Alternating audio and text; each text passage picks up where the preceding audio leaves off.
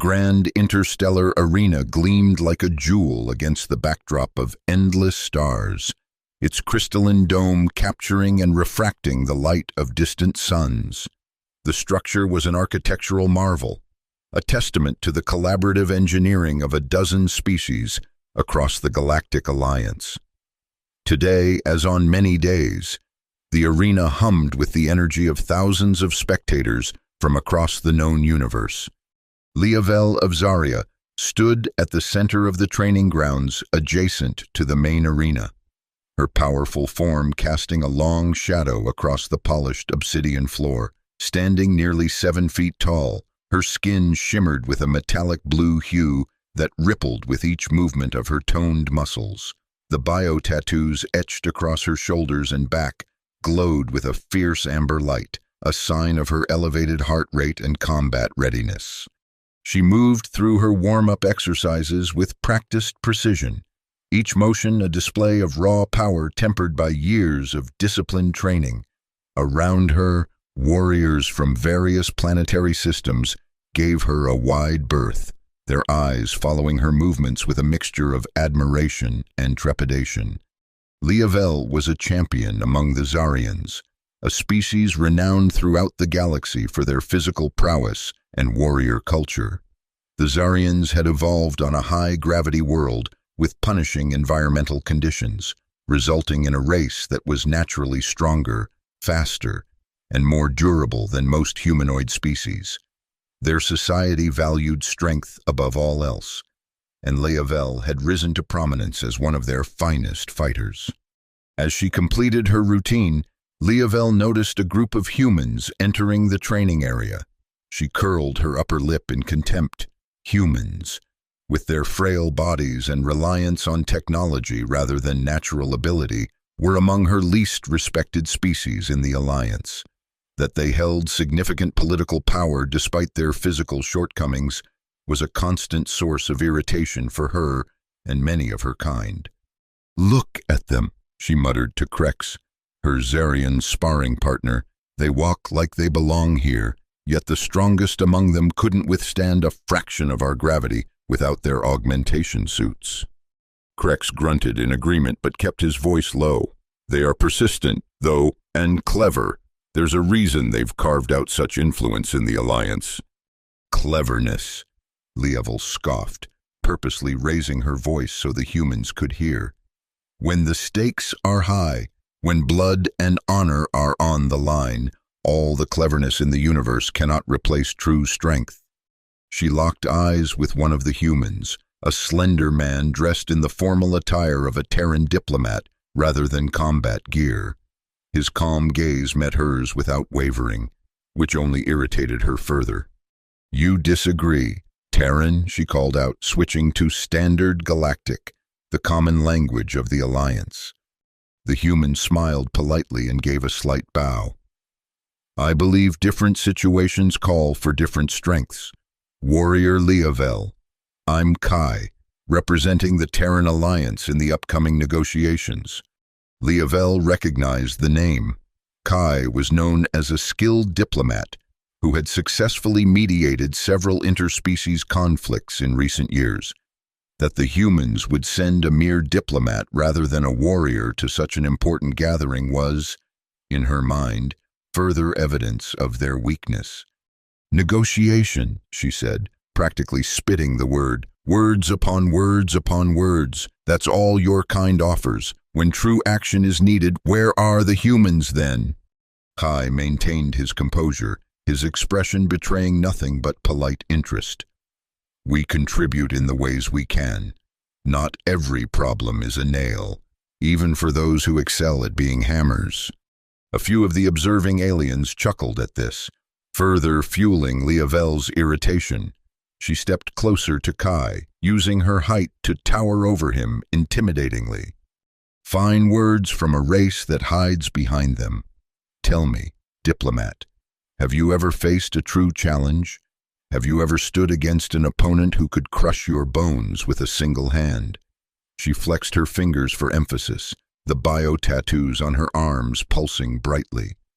"I've faced my share of challenges," Kai replied evenly, though perhaps not the kind you value. As I thought, Leovel said with a dismissive wave. Your entire species is the same, full of talk, empty of action. I've yet to meet a human male who could stand against even our youngest warriors. The tension in the room thickened. Interspecies relations within the alliance were always delicate, and Leovel's provocations were pushing boundaries. But that was her way, direct, confrontational, brooking no pretense. To her surprise, Kai's serene expression didn't falter.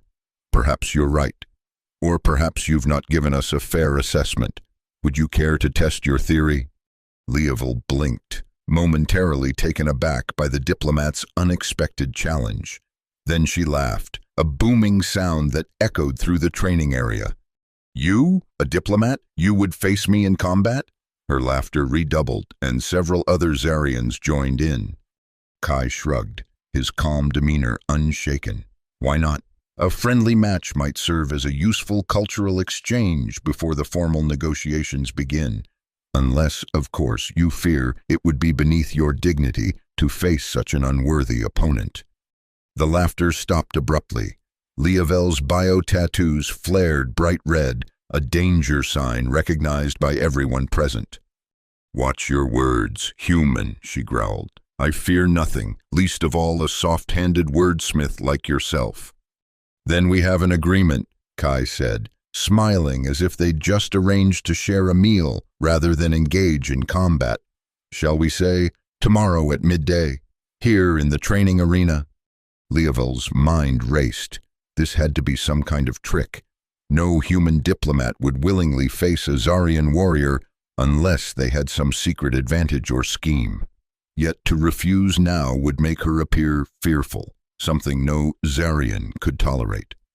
Tomorrow is too long to wait, she declared. If you wish to test yourself against me, we do it now. The crowd of onlookers had grown. Sensing the brewing conflict, representatives from a dozen species watched with varied expressions, some concerned, others amused, a few appearing troubled by the potential diplomatic incident unfolding before them. Kai considered for a moment, then nodded. Now is acceptable. What are the terms? Terms? Leovel laughed again. This isn't one of your negotiation sessions. Diplomat, this is combat. The terms are simple. We fight until one submits or can no longer continue. And the rules of engagement? Kai asked, removing his formal outer robe to reveal a simple fitted black garment beneath. Not combat armor, but at least something that would allow freedom of movement. No weapons, Leovel conceded. Beyond that, we fight as warriors. Unless that's too primitive for your refined Terran sensibilities. No weapons is perfect, Kai agreed, stretching his arms casually. Shall we begin? As they moved to the central sparring circle, murmurs rippled through the gathered crowd. Several of Kai's human colleagues appeared deeply concerned, one frantically speaking into a communication device. A tall, willowy Aldarian, a species known for their precognitive abilities, watched with particular intensity, her multifaceted eyes gleaming with what might have been amusement. Leovel took her position opposite Kai, studying him with new focus. The human's calm confidence was puzzling. He stood relaxed, his stance revealing no particular combat training that she could discern. Had she misjudged him? Was he perhaps one of the augmented human fighters she'd heard of, but never encountered? No matter, even an augmented human would be no match for her. She'd make this quick, humiliating enough to prove her point, but not so damaging as to create a diplomatic incident. After all, the human had brought this upon himself. A Juridian observer, his crystalline body refracting light in dazzling patterns, stepped forward to officiate. This contest will be conducted under standard exhibition rules, he announced, his voice resonating like wind through chimes. Combat ceases when one participant submits, is rendered unconscious, or when I determine a clear victor. Is this understood? Both Leovel and Kai nodded their agreement. Then begin, the Juridian said, stepping back. Leavel didn't rush in immediately. Despite her disdain for the human, she was too experienced a warrior to underestimate any opponent. She circled slowly, analyzing Kai's posture and movement. The diplomat mirrored her, maintaining distance, his eyes never leaving hers. After a few moments of this assessment, Leavel decided to test his defenses with a simple, straightforward attack. She lunged forward with a speed that would have appeared blinding to most observers, aiming a restrained strike at Kai's midsection. To her surprise, the human sidestepped the attack with unexpected grace, pivoting just enough that her blow caught nothing but air. He made no counterattack, simply resuming his ready stance a few feet away. Interesting, Leavel thought. The human had good reflexes. This might be more entertaining than she'd anticipated. She launched a more complex combination of strikes, still far from her full capability, but enough to test any opponent's defensive skills. Again, Kai evaded, his movements economical and precise. He seemed to anticipate her attacks, shifting position just before each blow would land. The crowd had fallen silent, watching the strange dance unfold. Leavel, growing increasingly frustrated, intensified her assault. She drove Kai backward with a flurry of strikes, each powerful enough to break bone if they connected. Yet somehow, the human continued to evade, never attempting to counter, simply remaining just beyond her reach. "Fight back," she growled in frustration after a particularly vicious combination failed to connect. "Or do humans only know how to retreat?" Kai said nothing, his breathing controlled, his expression focused but calm. He continued his defensive pattern, studying her movements with analytical intensity. Leavel decided to end this game. With a battle cry that made several spectators flinch, she unleashed her full speed and power. She charged forward, feinted left, then executed a lightning-fast sweep designed to take Kai's legs from under him.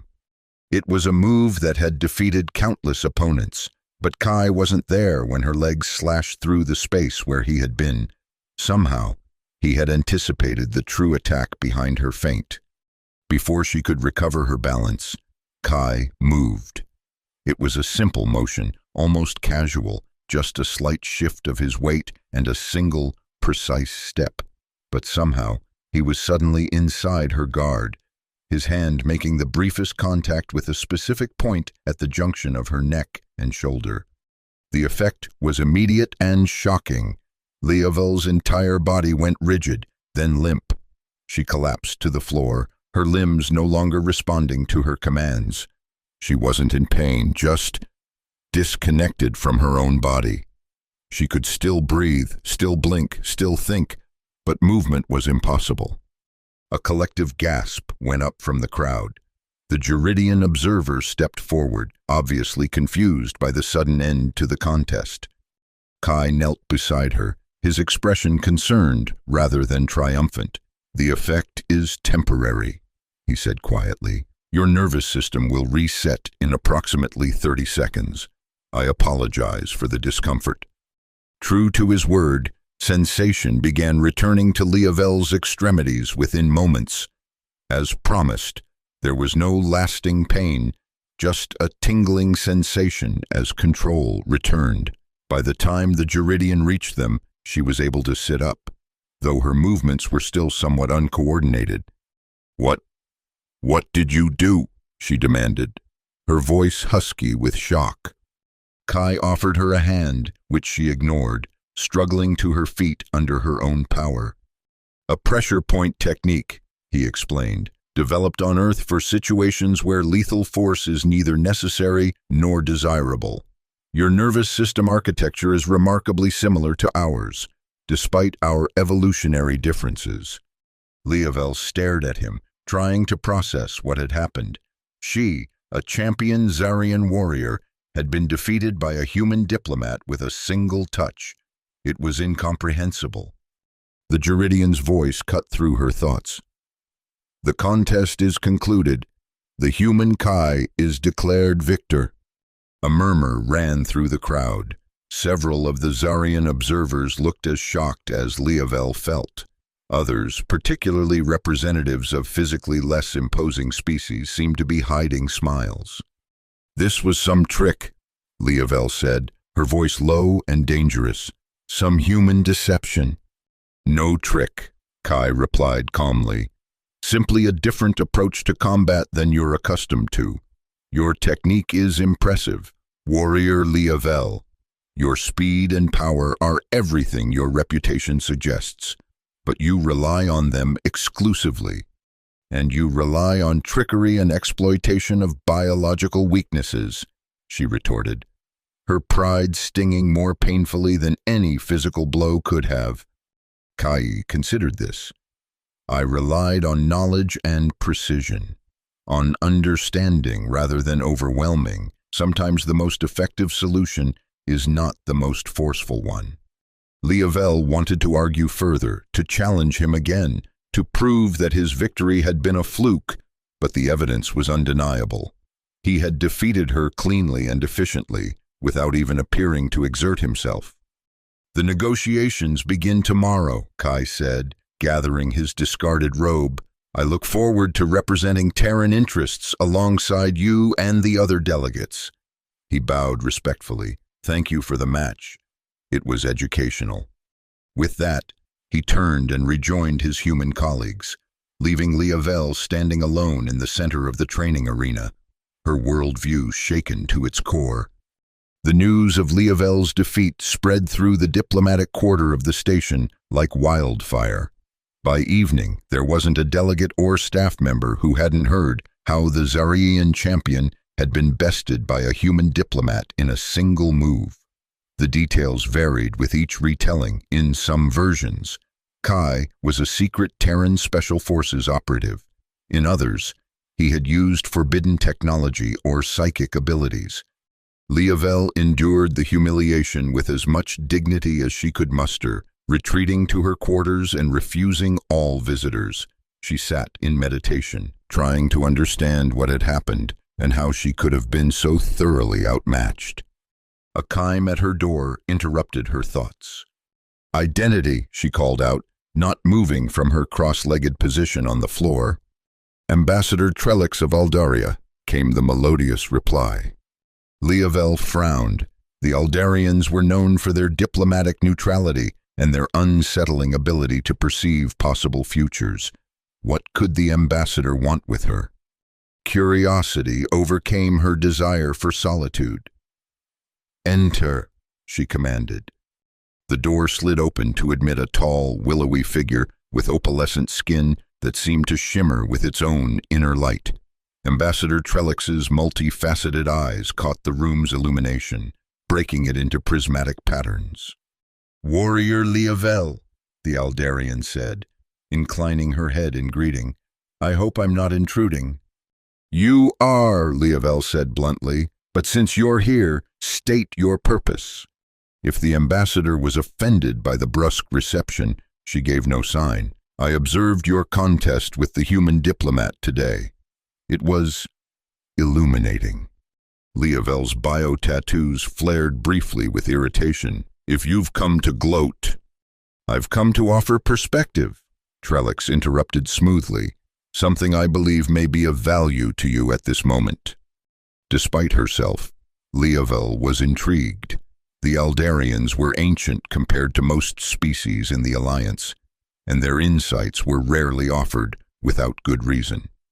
"Speak, then," she said, gesturing to a seating cushion opposite her own.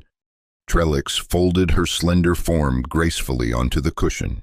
"Tell me, Warrior Leovel, what do you know of human history?" The question seemed irrelevant. They evolved on a low-gravity world with mild environmental pressures. Their physical development was unimpressive, so they compensated with tool use and later technology. They nearly destroyed themselves multiple times before achieving space travel.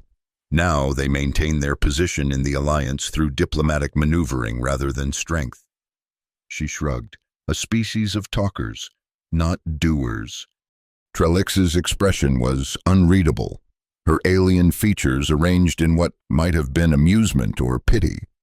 An interesting assessment, partially accurate yet fundamentally flawed. Leovel bristled. Explain.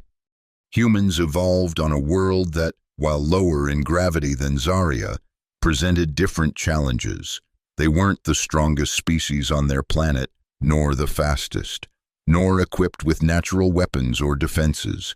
By all logical assessments, they should have been prey animals, destined for extinction. The Aldarian leaned forward slightly. Instead, they became the dominant species. Do you know how? Technology, Leovel said dismissively. Tools to compensate for their weakness. Tools, yes, Trellix agreed.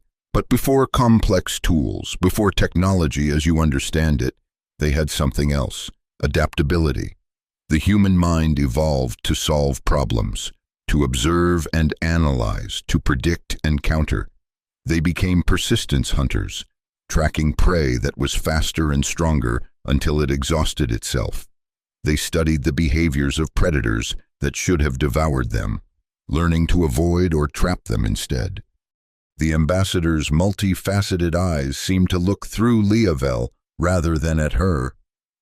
In their earliest days, humans with nothing but sharpened sticks and stones brought down creatures many times their size and strength, not through superior physical ability, but through superior strategy and cooperation. Leovel frowned. Considering this, it contradicted much of what she had been taught about humans, yet she could not dismiss the evidence of her own experience. The human Kai had, after all, defeated her using precisely such methods: observation, analysis, and precise application of minimal force. Why are you telling me this? She asked, finally. Because tomorrow, you will sit across from Kai and the other human representatives at the negotiation table. Your understanding of them, or lack thereof, will influence those negotiations. And those negotiations will shape the future relationship between Zarya and Earth for generations to come. Trellix rose smoothly to her feet. Underestimating an adversary or an ally because they don't conform to your definition of strength is dangerous. Warrior Leovel, the humans have survived and thrived because they recognize different kinds of strength and employ them as circumstances demand. She moved toward the door, then paused. Consider this. Perhaps true strength lies not in overwhelming force, but in achieving victory with minimal effort. By that measure, the human diplomat may be among the strongest individuals you have ever encountered. With those words hanging in the air, the Aldarian departed, leaving Leovel alone with thoughts more turbulent than before. The night passed slowly for Leovel. Sleep eluded her as she replayed the match with Kai in her mind, analyzing every moment, every movement. She had been overconfident, certainly, but that alone did not explain her defeat. The human had displayed a level of combat awareness that belied his diplomatic status. More disturbing were Ambassador Trellix's words about human history and adaptability. If true, they suggested that Leovel, and perhaps Zaryan culture as a whole, had fundamentally misunderstood humans and their capabilities. By morning, she had reached no satisfying conclusions, but she had made one decision. She would approach the upcoming negotiations with a more careful assessment of the human delegates, particularly Kai. The negotiations were to be held in the Grand Council chamber, a vast circular room designed to accommodate representatives from all Alliance species, regardless of their physical requirements. The central table was a marvel of engineering, with sections that could be raised, lowered, heated, cooled, or filled with various atmospheric mixtures to ensure every delegate's comfort. Leovel arrived early, deliberately choosing a seat that would place her directly across from the human delegation. The other Zaryan representatives gave her questioning looks, but followed her lead without comment. Her defeat had not diminished her authority among her own kind, at least not visibly. As delegates from other worlds filed in, Leavel noted the subtle social dynamics at play. Species aligned themselves according to political alliances, historical relationships, and in some cases biological compatibility. The Geridians, with their crystalline bodies, kept distance from the methane-breathing Vox. The telepathic Minervans clustered together, their silent communications evidenced only by the synchronized movements of their head tendrils. When the human delegation entered, Leavel's attention fixed immediately on Kai. He moved with the same quiet confidence he had shown during their match, exchanging greetings with various delegates as he made his way to the Terran section of the table. If he noticed Leavel's intense scrutiny, he gave no sign of it. The proceedings began with formal introductions and declarations of intent. The matter at hand was complex, a dispute over mining rights in a resource-rich asteroid belt bordering Xarian and Terran-controlled space. Both sides had historical claims to the region, and both desperately needed the rare elements the asteroids contained. As the initial positions were stated, Leavel observed Kai carefully. He spoke little, allowing the senior Terran delegate, an older woman named Admiral Serrano, to present their case. But when he did interject, his comments were precise and thoughtful, often cutting straight to the heart of contentious issues. The morning session progressed with predictable posturing from both sides. The Xarians emphasized their superior ability to extract resources efficiently due to their natural adaptations to extreme environments. The humans countered with evidence of their more advanced mining technology and their willingness to share the resulting benefits more equitably with the broader alliance. It was during a brief recess that Leavel finally found herself face-to-face with Kai again. He was examining a holographic display of the disputed territory when she approached. "Diplomat Kai," she said formally. He turned, offering a respectful bow. "Warrior Leavel, I hope you suffered no ill effects from our match yesterday." "My body is resilient," she replied stiffly. "A Xarian warrior recovers quickly." "I'm glad to hear it." His expression was genuine, without a trace of the smugness she might have expected. After an awkward silence, Leavel spoke again. "Your technique yesterday, it was unexpected." Kai smiled slightly. That was rather the point. In both combat and negotiation, the unexpected often proves decisive. "Is that how you view these proceedings? As combat?" "Not at all," he said, "but there are similarities. Both require careful observation, understanding of one's counterpart, and strategic thinking." He gestured to the holographic display. "For instance, I noticed that Xarian mining operations tend to focus on the outer belt, where the larger asteroids contain higher concentrations of heavy elements." Leavel was surprised by his observation. The deployment pattern of Xarian mining vessels was not classified information exactly, but neither was it commonly discussed with outsiders. "Our physiology allows us to work more efficiently in those environments," she acknowledged. "While we tend to focus on the inner belt, where the composition is more varied but the elements are generally lighter," Kai continued, "our automated systems are better suited to processing multiple smaller targets simultaneously." He manipulated the display, highlighting different regions. "It occurs to me that our approaches are complementary rather than competitive. There's potential for a cooperative arrangement that would benefit both our peoples far more than an exclusive claim by either side." Leavel studied the display, seeing the asteroid belt with new eyes. The human was right. Their different capabilities and approaches could indeed be complementary. It was a perspective she hadn't considered before. "An interesting analysis," she conceded, "though I'm not authorized to deviate from my government's official position." "Of course," Kai said, "neither am I. But understanding the true landscape of possibilities is the first step toward finding a path that serves everyone's interests." Their conversation was interrupted by the announcement that the session would resume. As they returned to their seats, Leavel found herself mulling over both Kai's observations about the mining operations and his earlier words about combat and negotiation. There was a consistent philosophy underlying his approach to both, a focus on understanding, adaptation, and finding unexpected solutions. The afternoon session took a more confrontational turn. Talax, one of the senior Zarian delegates, presented historical evidence of their early exploration of the asteroid belt, claiming rightful ownership based on the principle of first discovery. Admiral Serrano countered with documentation showing that humans had established the first permanent mining operations in the region. As tempers began to rise, Leavel found herself watching the exchange with growing unease.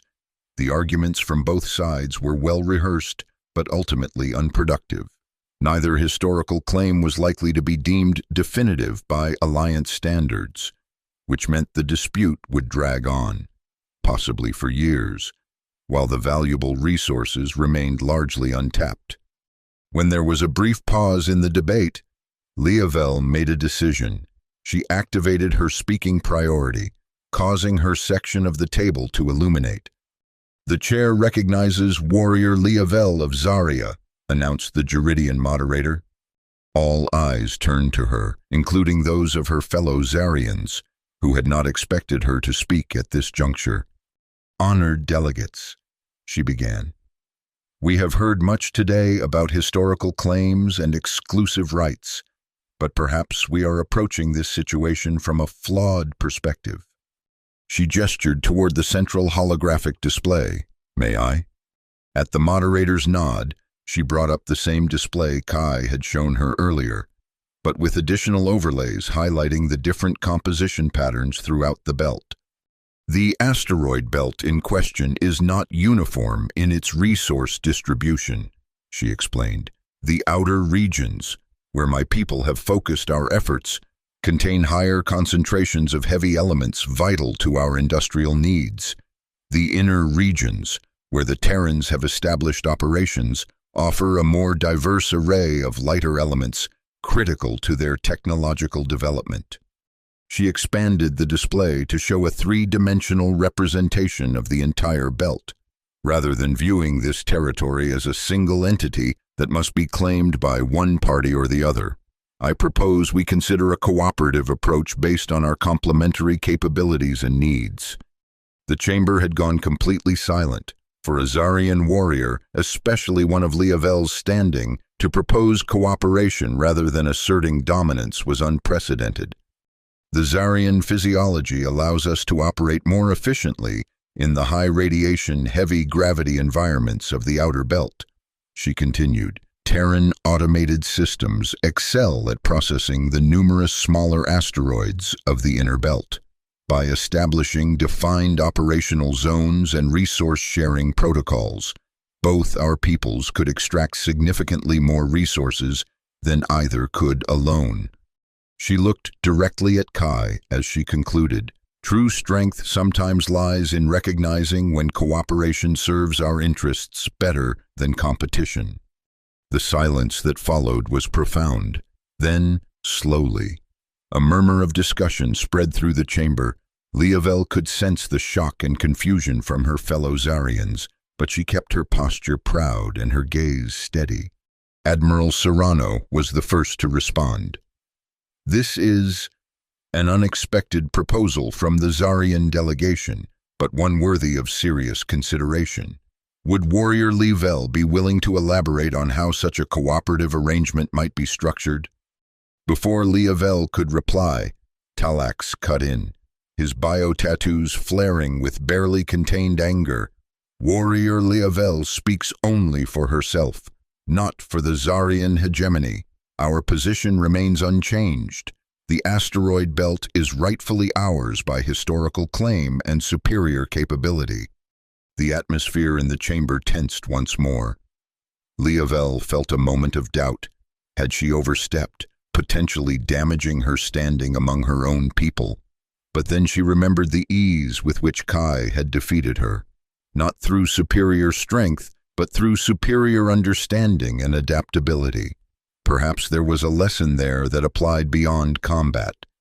I speak as a warrior of Zarya, she said firmly, and a warrior's duty is to secure victory by the most effective means available. I believe this approach offers the greatest benefit to our people with the least cost. She turned to face Talax directly. Is it strength to insist on a protracted conflict when a more advantageous solution exists? Is it weakness to recognize the value of what others can contribute? The challenge in her words was unmistakable. Talax's bio-tattoos pulsed rapidly, reflecting his internal conflict. To publicly oppose a decorated warrior like Leavel would be problematic, yet to concede would mean abandoning the position he had been instructed to maintain. After a tense moment, it was the Aldarian ambassador who broke the impasse. Perhaps, Trellick suggested, her melodious voice cutting through the tension. The delegates would benefit from time to consider Warrior Leavel's proposal in detail. I move that we adjourn for the day and reconvene tomorrow with more developed responses to this new approach. The motion was quickly seconded and approved. As the chamber began to clear, Leavel found herself the center of attention. Some delegates regarded her with new respect, others with curiosity, and her fellow Zarians with varying degrees of confusion and disapproval. Kai approached her as she gathered her materials. That was a bold move, he said quietly. Bold moves win battles, she replied. Isn't that what you demonstrated yesterday? He smiled. Perhaps, though I suspect you'll face more resistance from your colleagues than I did from you. Likely so. She straightened to her full height, towering over him, but a warrior does not shy from challenge. No, he agreed, nor does a diplomat, though our challenges often take different forms. He hesitated, then added, if you're amenable, I'd be interested in continuing our discussion from earlier, perhaps over a meal. I understand the station's culinary center has adapted several Zarian dishes for their menu. Leavel was surprised by the invitation. Dining with a human, a diplomat no less, was not something she had ever considered. Yet she found herself curious about this individual who had so thoroughly upended her preconceptions. Acceptable, she decided, after I've addressed matters with my delegation. Of course, shall we say 2 hours from now? She nodded once, sharply, and they parted ways, Leavel to face the immediate consequences of her unorthodox proposal, and Kai to whatever diplomatic machinations occupied his time. The reaction from the Zarian delegation was as harsh as Leavel had anticipated. Gathered in their private conference room, Talax didn't bother to contain his fury. Have you lost your warrior's pride? He demanded, his bio-tattoos blazing crimson, proposing cooperation with humans, suggesting we need their assistance to extract resources that are rightfully ours. Leavel stood her ground. I proposed a solution that would benefit our people more than the current approach. The disputed territory has remained largely untapped for decades while we argue over ownership. Meanwhile, our industrial base suffers from shortages of critical elements. So you would have us appear weak before the Alliance, concede to humans of all species? Talax's disgust was palpable. I would have us be effective rather than merely obstinate, Leavel countered. The humans have technologies and methodologies that complement our own. Working together, we could extract far more resources than fighting over exclusive rights. Marek, an older warrior who served as the delegation's strategic advisor, spoke up. There is precedent for such arrangements, though rarely with humans. The joint Zarian-Juridian operation in the Cygnus sector has been profitable for both parties. Juridians are at least a respectable species, Talax argued. They have strength of their own kind, even if not physical. Humans are... He trailed off, seemingly unable to find words sufficiently derogatory. Humans are more capable than we have acknowledged, Leavel said firmly. I learned this firsthand yesterday. An uncomfortable silence fell over the room. Everyone present knew of her defeat, though none had dared mention it directly.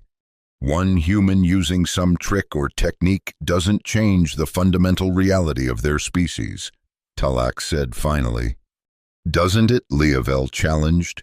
If our assessment of their capabilities was wrong in one area, might it not be wrong in others? The human Kai defeated me not through superior strength, but through superior observation and precision. Those same qualities could make them valuable partners in a mining operation. She moved to the conference room's display and brought up the data she had presented earlier. Look at the analysis.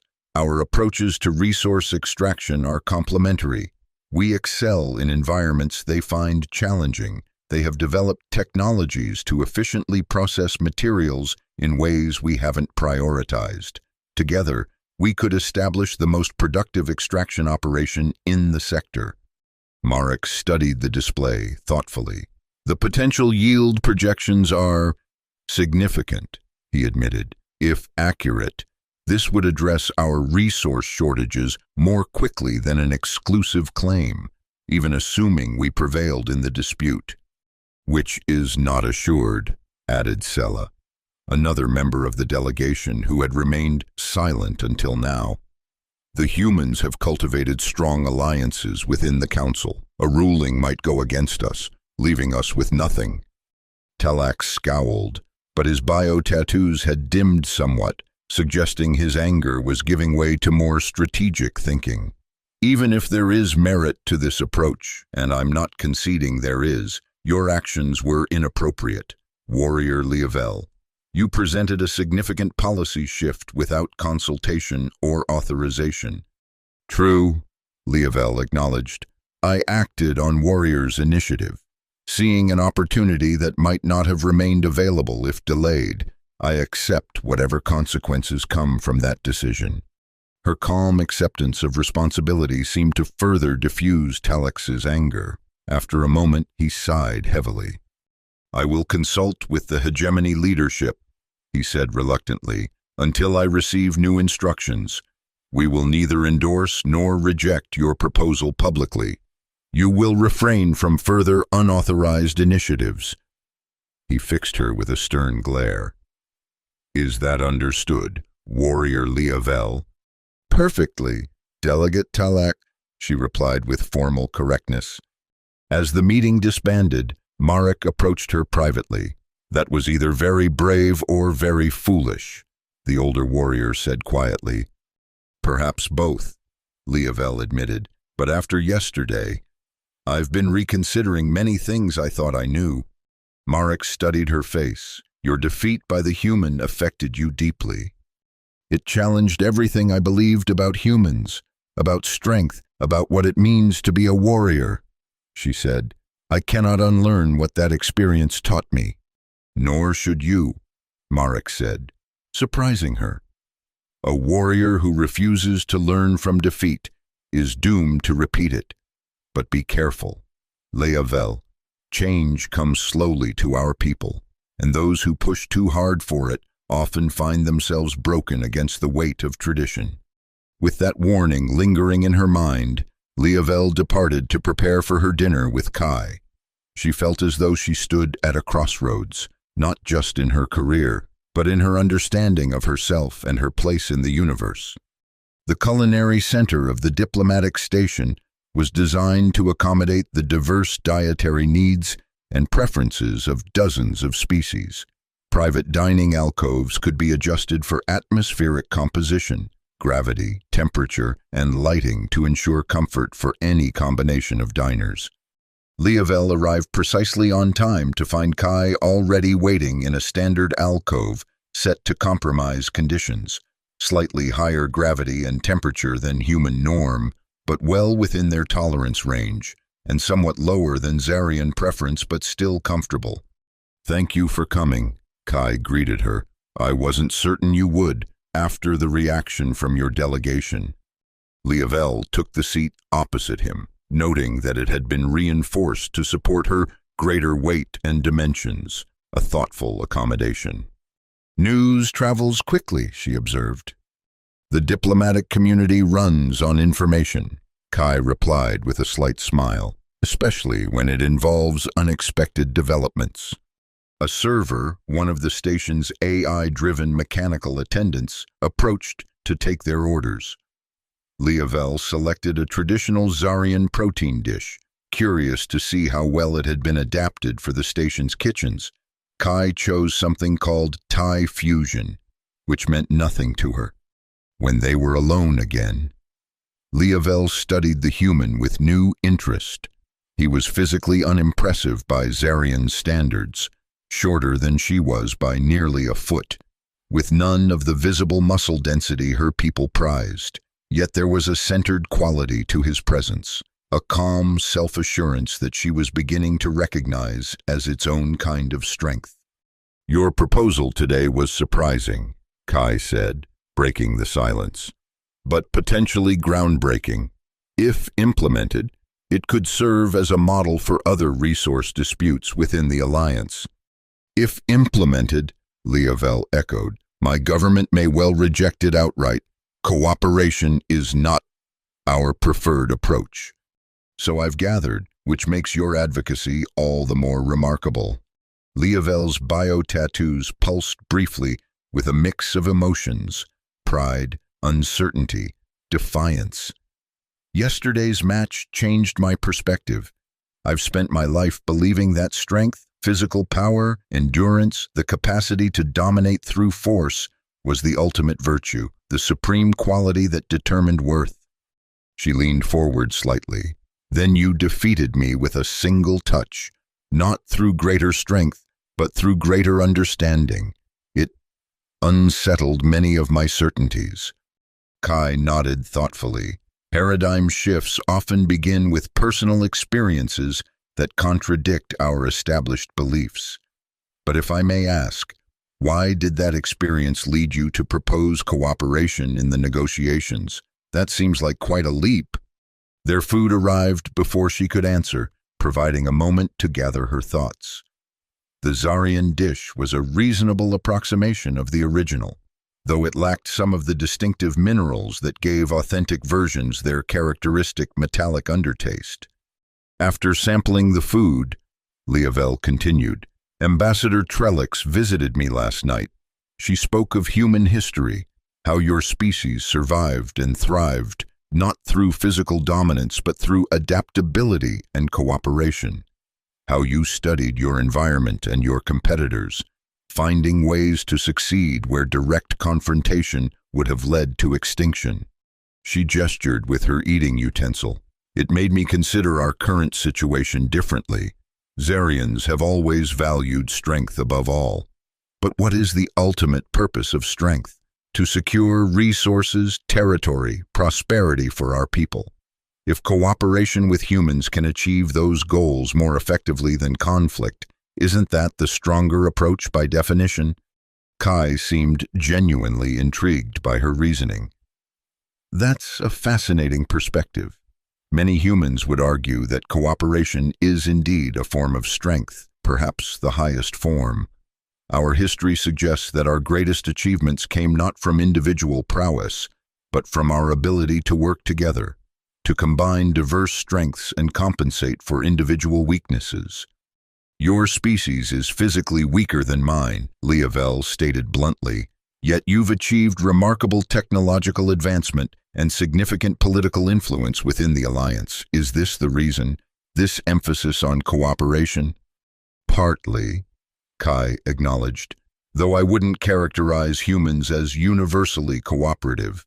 We've had our share of conflicts, including devastating wars among ourselves. But yes, our greatest progress has generally come during periods of extensive cooperation." He took a sip of his beverage before continuing. "There's a concept from Earth's biological studies, the idea of evolutionary fitness. It doesn't necessarily mean the strongest or fastest individual survives, but rather the one most adaptable to changing conditions. Humans evolved to be adaptable generalists rather than specialized powerhouses." "Like Zarians," Leovel said, understanding dawning. "We evolved for specific environmental conditions, high gravity, intense radiation, extreme temperatures. It made us physically formidable, but perhaps less flexible in our approaches. Every evolutionary path has its advantages and trade-offs, Kai said diplomatically. They ate in contemplative silence for a while, each considering the implications of their discussion. Leovel found herself curious about this human who had so thoroughly disrupted her worldview. "The fighting technique you used yesterday," she said eventually. "Where did you learn it?" A slight smile crossed Kai's face. "I studied various earth martial arts for many years. The specific technique I used originated in a system called Aikido, which focuses on redirecting an opponent's energy rather than meeting force with force." "Are all human diplomats trained in such techniques?" "No," he chuckled. "My interest in martial arts predates my diplomatic career. It began as a personal passion, though I've found the philosophical principles surprisingly applicable to negotiation." "Such as?" "Understanding your counterpart's position and momentum, finding the path of least resistance, using precision rather than power, maintaining your center while others lose theirs." He shrugged slightly. "The parallels are numerous." Leovel considered this. "Among my people, warriors and negotiators are entirely separate castes. The idea that combat principles could apply to diplomacy or vice versa would be considered absurd. Yet here you are, a warrior, proposing a diplomatic solution based on cooperation rather than confrontation," Kai pointed out. "Here I am," she agreed, her bio-tattoos pulsing with an emotion she couldn't quite name, something between uncertainty and exhilaration. "Breaking with tradition in ways that may end my career." "Or transform it," Kai suggested. "Times of change often present unexpected opportunities." Their conversation continued through the meal, ranging from philosophical discussions of strength and adaptation to more practical matters regarding the asteroid belt proposal. Leovel found herself increasingly engaged by the human's perspectives, which challenged her thinking without dismissing her values. By the time they parted ways, she had a disturbing realization. She had enjoyed the interaction. More than that, she had found it intellectually stimulating in a way few conversations with her fellow Zarians ever were. The rigid hierarchies and prescribed thinking patterns of her society suddenly seemed limiting rather than stabilizing. As she returned to her quarters, Leovel wondered what other certainties in her life might be ripe for reconsideration. Morning brought news that shocked the entire diplomatic community.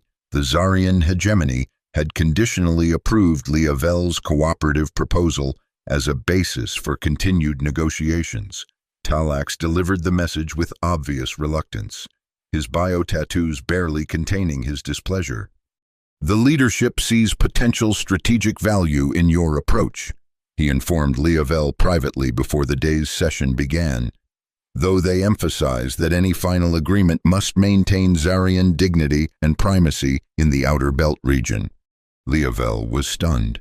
She had expected a rebuke, possibly even a recall to Zarya for disciplinary action. "That's unexpected," she managed. "Indeed," Talax said coldly.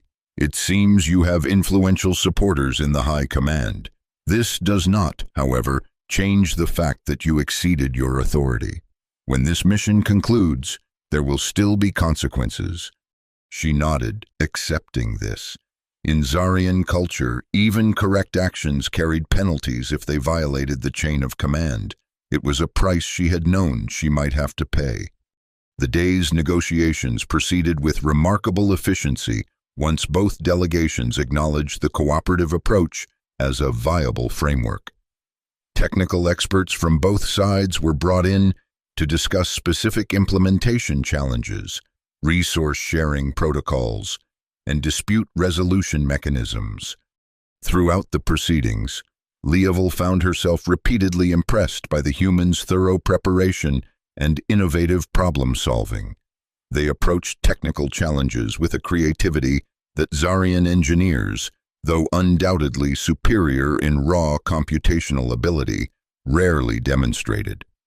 During one particularly productive exchange regarding extraction methodology, Leovel leaned toward Marek. "They're more capable than we've given them credit for," she murmured. The older warrior nodded slightly. "Different capabilities, but significant ones. Their adaptive thinking is impressive." By the session's end, a preliminary framework agreement had been established, with technical committees assigned to resolve remaining details. It was, by diplomatic standards, remarkable progress for a dispute that had remained deadlocked for years.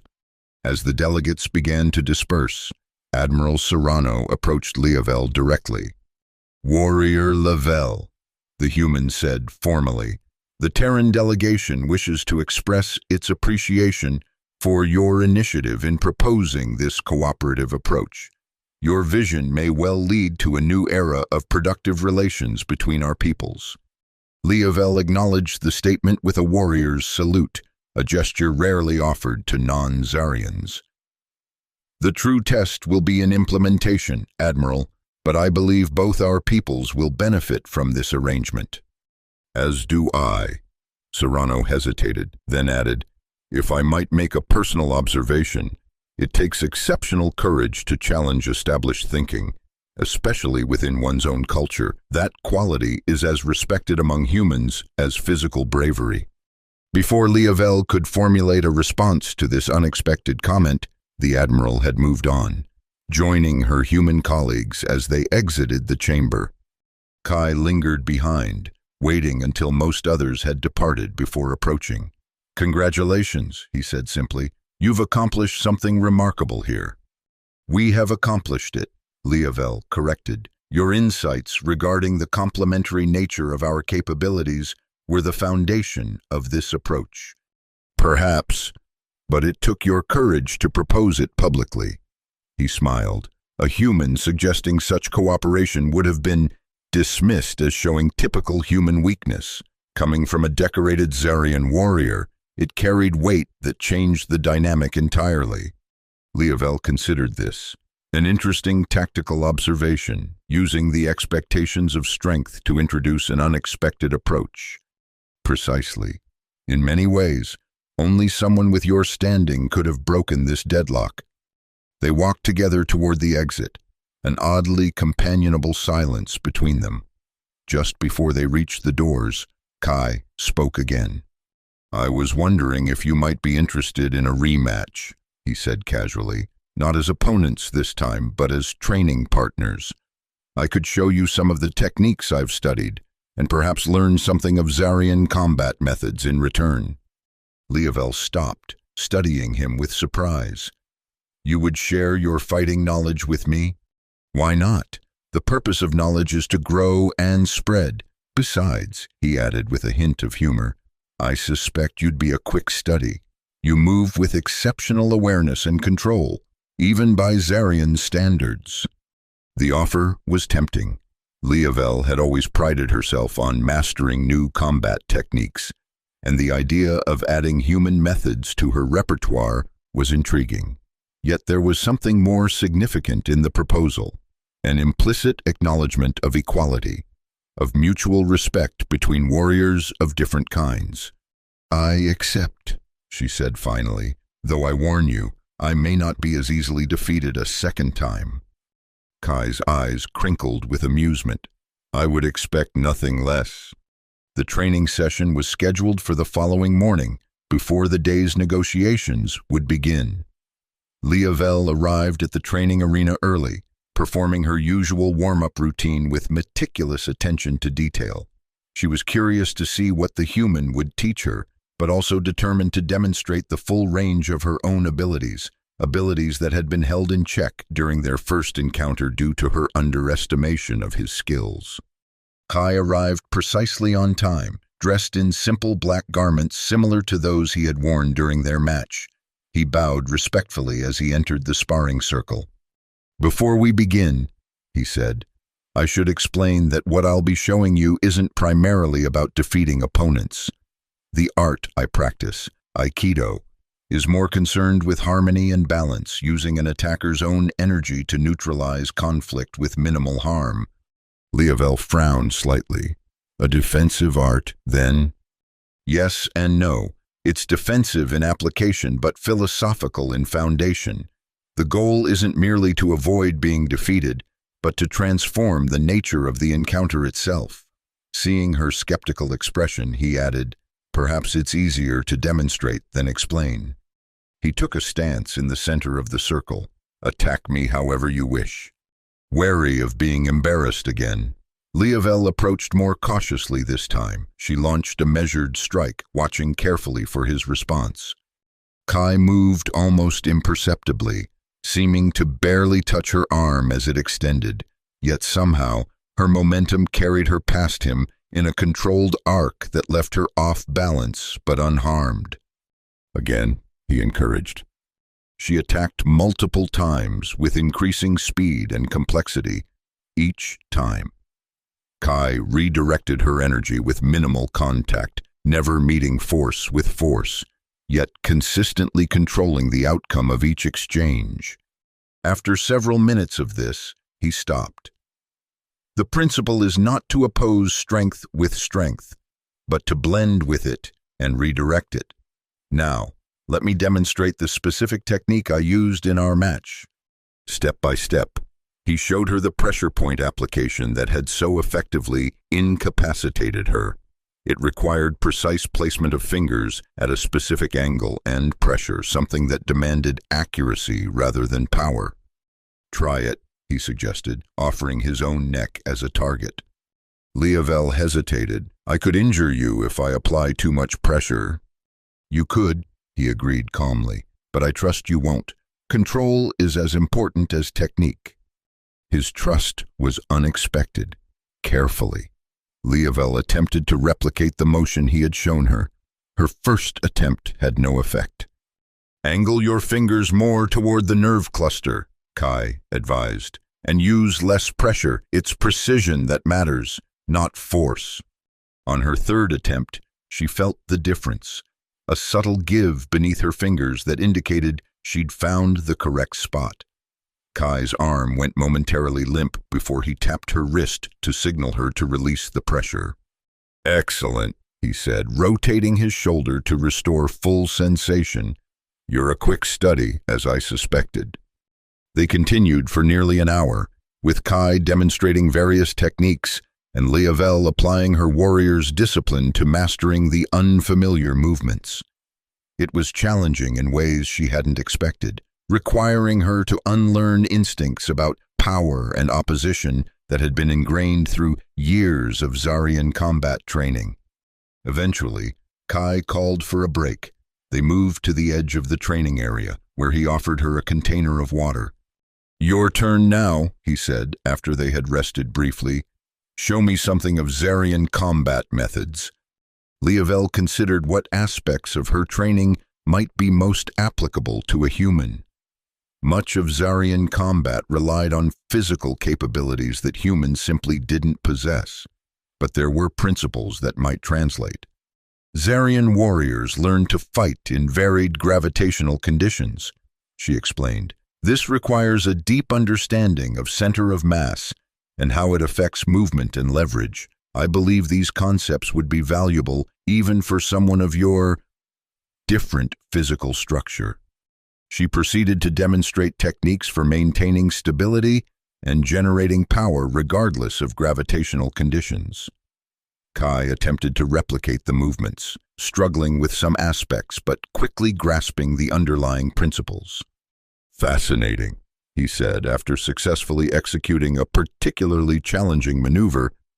"These concepts would be incredibly valuable for humans operating in variable gravity environments like space stations or during planetary transitions."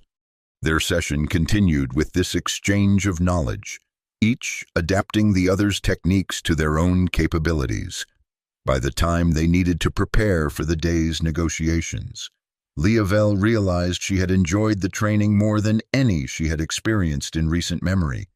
The challenge of learning new approaches, of seeing combat through a different philosophical lens, was invigorating.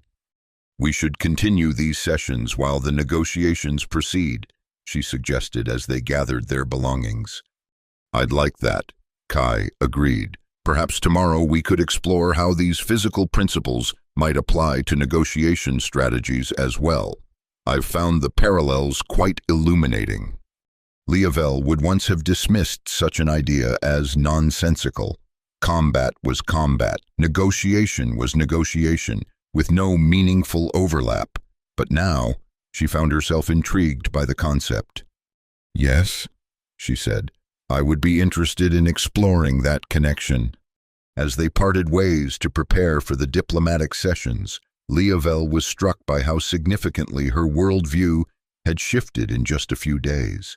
From dismissing humans as fundamentally weak to eagerly learning their combat philosophy, from advocating confrontation to proposing cooperation, these were not small adjustments but fundamental recalibrations of her understanding.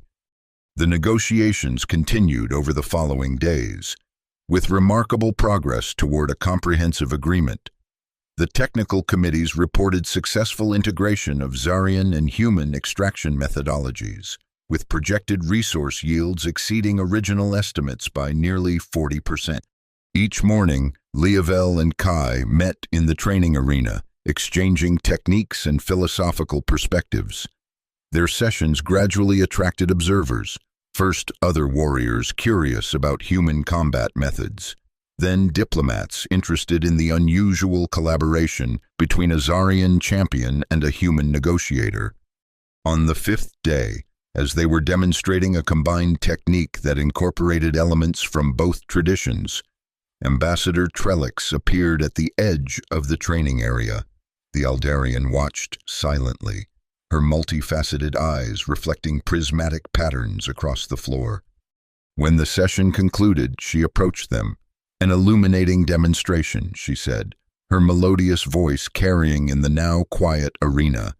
Two different evolutionary paths, two different philosophical approaches to conflict, finding harmony rather than opposition. Leovel had grown accustomed to the Aldarian's cryptic observations. We've found value in exchanging perspectives, she said simply. So I observe. Trellix's alien features arranged themselves in what might have been a smile. And not only in combat techniques, I think the negotiations proceed with unprecedented efficiency. Many are remarking on the change in dynamic between Zarian and human delegations. The cooperative approach has proven beneficial, Kai acknowledged. Indeed. The Aldarian's gaze shifted between them. I wonder if you realize the ripples your collaboration is creating throughout the diplomatic community. There are whispers of applying similar approaches to other long-standing disputes. Before either could respond, Trellix continued, The Council has taken note. There is talk of establishing a joint Zarian-human task force to address resource conflicts in other sectors. Both your names have been mentioned as potential leaders for such an initiative. Leovel blinked in surprise.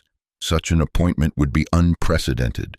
A warrior serving in what was essentially a diplomatic role, working directly with a human counterpart. That would be unconventional, she said carefully. Precisely why it has garnered interest, Trellix replied. Convention has failed to resolve many of the Alliance's most persistent conflicts. Unconventional approaches may be exactly what is needed. With that enigmatic statement, the ambassador departed as suddenly as she had appeared. Kai and Leovel exchanged glances. Would you consider such an assignment? He asked. Leovel took a moment to consider the question seriously. A week ago, she would have rejected the very idea as beneath her dignity as a warrior. Now she wasn't so certain. I don't know, she admitted. It would mean stepping far outside the traditional role of a Zarian warrior. There would be resistance from many quarters, including within my own society. Change often faces resistance, Kai observed. That doesn't make it any less valuable. No, she agreed, but it does make the path more challenging. She studied him thoughtfully. Would you accept such an assignment? I believe I would, he said without hesitation. The opportunity to forge new approaches to long-standing conflicts, to demonstrate that cooperation can succeed where confrontation has failed. That aligns perfectly with my reasons for becoming a diplomat in the first place.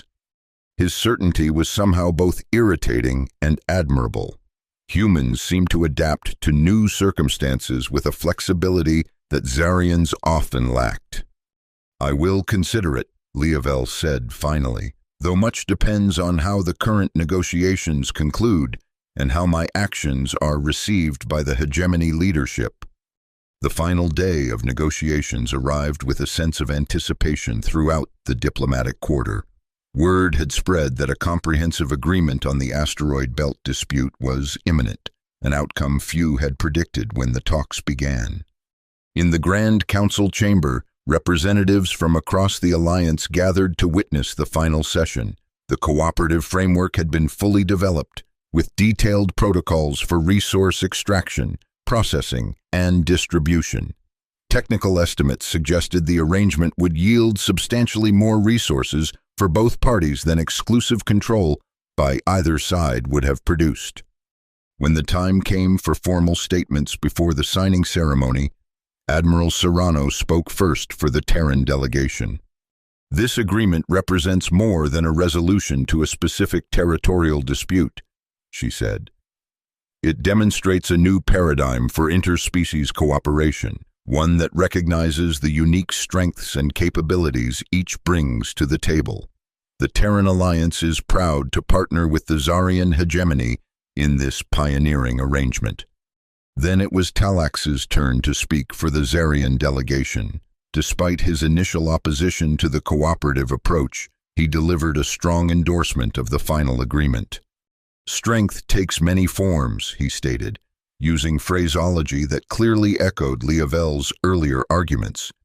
The Zarian hegemony has always valued power and capability. In this arrangement, we recognize that combining our natural strengths with the technological capabilities of our human partners creates a more powerful outcome than either could achieve alone. This is not compromise, it is strategic alliance for mutual benefit. As the formal signing proceeded, Leovel found herself reflecting on the journey that had brought them to this point. A chance encounter, a combat challenge, a moment of defeat that had opened her to new perspectives. How quickly the foundations of one's worldview could shift when challenged by direct experience. The ceremony concluded with acknowledgments of key contributors to the negotiations. Both Kai and Leovel were recognized for their innovative approach and collaborative spirit, phrases that would have seemed absurdly inappropriate to describe a Zarian warrior just days earlier. As the chamber began to clear, Talax approached Leovel privately. "I've received new instructions from the hegemony leadership," he informed her, his tone carefully neutral. "Upon our return to Zaria, you are to report directly to High Commander Vex for reassignment." Leovel tensed. Reassignment could mean many things, from promotion to punishment, depending on how her actions had been interpreted by the highest levels of Zarian leadership. "Did the communication specify the nature of the reassignment?" she asked. "No," Talax admitted, "but the message did include one unusual element. You are to prepare a comprehensive report on human combat philosophy and negotiation techniques for the Warrior Academy curriculum." This was surprising indeed. The Warrior Academy was the most prestigious military institution on Zaria, responsible for training the elite of their fighting forces. For human techniques to be considered worthy of inclusion in their curriculum was unprecedented. "I see," Leovel said carefully. "I will prepare accordingly." Talax studied her for a moment, his bio-tattoos pulsing with complex emotions. "You have changed, Warrior Leovel, in ways I do not fully understand or approve." "I have grown," she corrected, "as warriors must when they encounter new challenges and perspectives." "Perhaps." He seemed unconvinced but didn't press the point. "The transport leaves tomorrow at first cycle. Be prepared." After he departed, Leavel remained in the now empty chamber, contemplating the implications of her reassignment. Whatever awaited her on Zarya, she knew she could not return to her previous mindset. The experience of defeat, followed by the discovery of different forms of strength, had permanently altered her perspective. She was still deep in thought when Kai found her. "Congratulations on the successful conclusion," he said, approaching with a respectful bow. "To you as well," she replied. The outcome exceeded all expectations. "Ambassador Trellix was looking for you," he mentioned. "Something about the Council's interest in that joint task force she mentioned." Leavel nodded. "I received a communication from my government. I'm to return to Zarya tomorrow for reassignment." "Ah." Kai's expression showed genuine disappointment. "Then the task force possibility is uncertain," she completed, "though not necessarily impossible. Much depends on what High Commander Vex has in mind for my reassignment." They stood in companionable silence for a moment, the empty council chamber somehow more impressive without the bustle of delegates and staff. "Whatever comes next," Kai said finally, "I wanted you to know that working with you, both in training and in negotiations, has been one of the most rewarding experiences of my diplomatic career." "For me as well," Leavel admitted, surprising herself with the sincerity of the statement. "You have shown me forms of strength I had not previously recognized or valued. That knowledge has made me a more complete warrior." "And your perspectives have made me a more effective diplomat," he replied. "Perhaps that's the most important lesson from all of this, that different kinds of strength, when combined rather than opposed, create something greater than either alone." Leavel considered this a worthy principle for both combat and diplomacy. "And perhaps for interspecies relations as a whole," Kai suggested. As they parted ways, Leavel felt a sense of anticipation rather than closure. Whatever awaited her on Zarya, whether punishment for breaking protocol or new opportunities to apply what she had learned, she would face it with a broader understanding of strength, power, and effectiveness than she had possessed before. The universe she had discovered was more complex and more interesting than her previous narrow definitions had allowed, and she, like the humans she had once dismissed, would adapt to that complexity, growing stronger not despite the challenge but because of it. In the end, perhaps that was the ultimate form of strength, not the capacity to dominate through force, but the ability to evolve, to learn, to incorporate new understandings into one's existing foundation. By that measure, her defeat had ultimately made her more powerful than victory ever could have. As the transport prepared to depart the next day, Leavel found Ambassador Trellix waiting near the boarding area. "A moment of your time, Warrior Leavel," the Aldarian requested. "Of course, Ambassador." Leavel stepped aside with her, curious about this final interaction.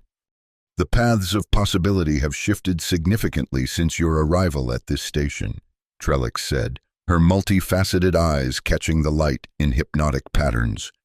"What began as a simple dispute over resources has become a potential turning point in Zaryan-human relations." "You foresaw this," Leavel realized suddenly. "When you visited me after my defeat by Kai, you knew what might develop from that encounter." The Aldarian's features arranged themselves in that alien, almost smile. "I perceived possibilities, as my species does. Which ones would manifest depended entirely on the choices you and others made." She extended a slender hand, offering a small crystalline object.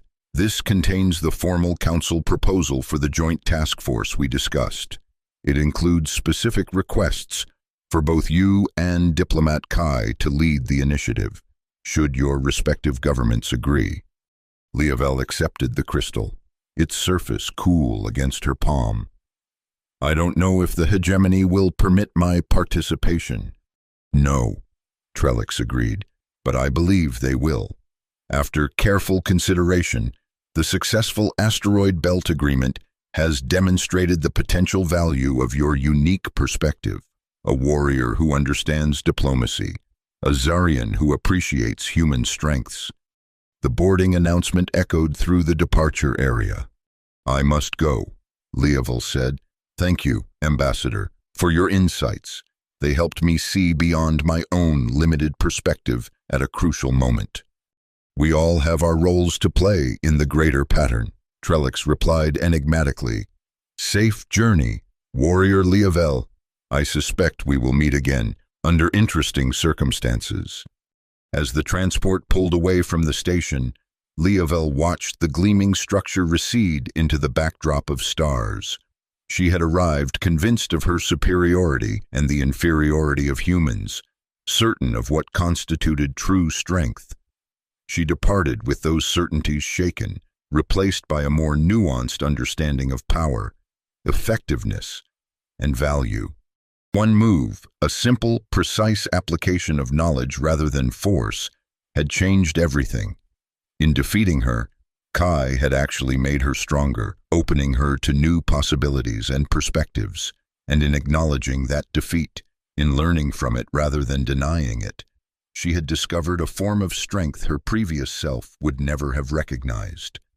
Whatever awaited her on Zarya and beyond, Leovel knew she would face it not just as a warrior of physical prowess, but as one who understood that true strength came in many forms, and the greatest power often lay in recognizing and integrating them all.